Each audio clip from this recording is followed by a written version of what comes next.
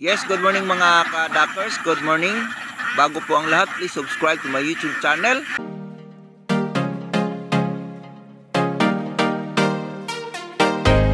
Duck33, pakihit naman ang notification bell upang updated kayo sa mga video ko pang may upload. Mga ka-Duckers, pasensya na po kayo dahil hindi po tayo nakapag-upload ng ilang araw mga ka-Duckers dahil nasira po yung ating cellphone. So bumili tayo ng bago kaso nakalimutan natin yung password ng ating YouTube channel, hindi po malipat sa ating cellphone na bago. Kaya balik tayo dito sa dating cellphone natin at pinagawa na natin para pinagpalitan ng screen protector at saka LCD.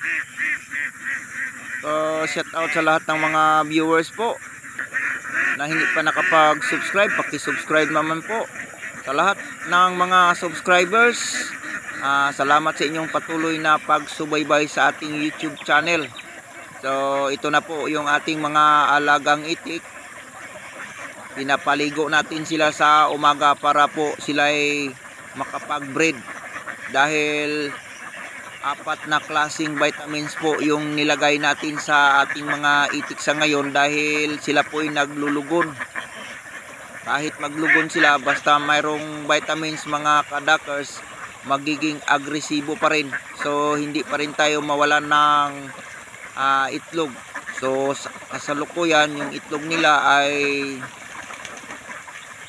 290 pieces po yung makukuha natin sa bawat umaga. Wala po tayong gastos mga ka-Duckers ng feeds dito. Vitamins lang po yung ating nilalagay sa gabi para uminit po ang kanilang katawan. So ito na mga ka-Duckers, pinagpapatuyo muna natin sila para po kondisyon ang kanilang katawan papunta doon sa pagkainan. So ganyan ang ginagawa natin sa ating mga alagang itik mga ka-Duckers. Ang ginagawa natin mga ka-Duckers, 1 galon na tubig, 4 na kutsarang vitamins. So ito na po sila mga ka-Duckers. Dito na po sila sa kanilang pagkainan.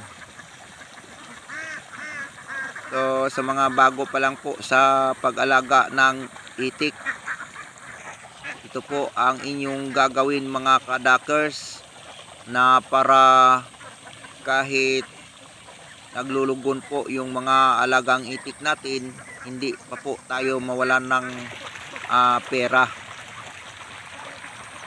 Sa ngayon pagtiisan ko lang muna itong 290 pieces mga ka-Duckers dahil wala po tayong magawa sa ngayon.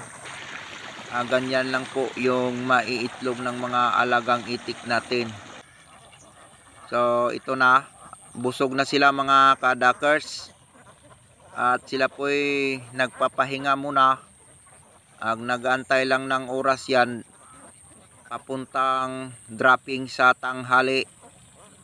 Pagdating ng alas 10 ng tanghali, ipapadrop na natin sila dito sa mga kanal mga ka-Duckers na malilim para hindi po sila matunawan ng kanilang mga itlog, para pagdating sa umaga walang bawas kinabukasan ang kanilang mga itlog. Kasi kapag iitlog nila sa hindi tamang oras, pagdating sa umaga mabawasan po yung ating egg production mga ka-Duckers.